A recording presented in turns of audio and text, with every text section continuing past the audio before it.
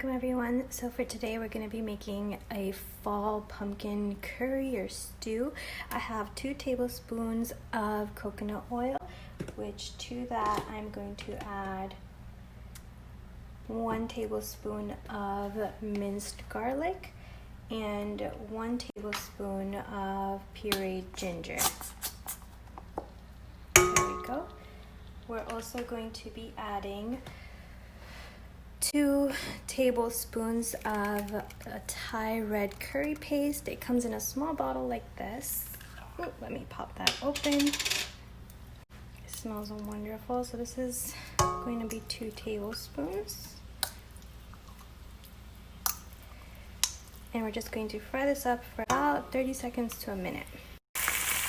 Now after that's been fried up, I'm going to use 1 bag, a 15-ounce bag of cubed butternut squash. You can find this in the frozen aisle. You can also just use regular butternut squash and cut it up, but I find that this just works easier. And then I have 2 cups of diced red onions, which is about 1 onion. I have 1 small sweet potato and 1 Granny Smith apple. We're gonna add all these veggies in there.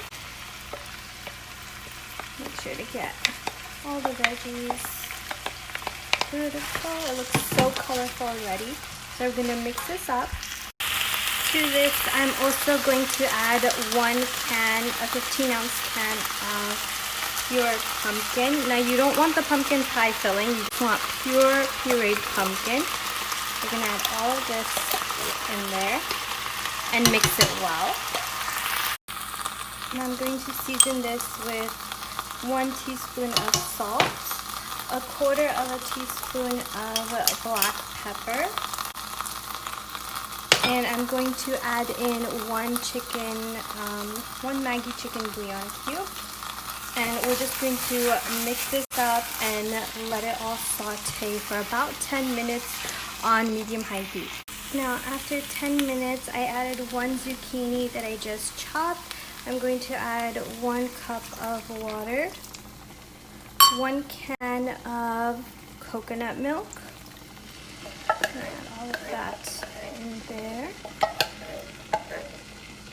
I'm going to add 1 tablespoon of brown sugar, 1 tablespoon of fish sauce, 1 tablespoon of dried basil, and we're going to mix this all well.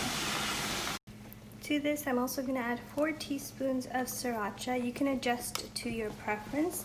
I lowered the heat to low. I'm going to cover it and let it simmer for about 15 to 20 minutes. Now, after it's been about 20 minutes, we're going to mix this up. At this stage, we're also going to add 2 tablespoons of freshly squeezed lime juice. You want to taste test at this point and adjust for salt as necessary.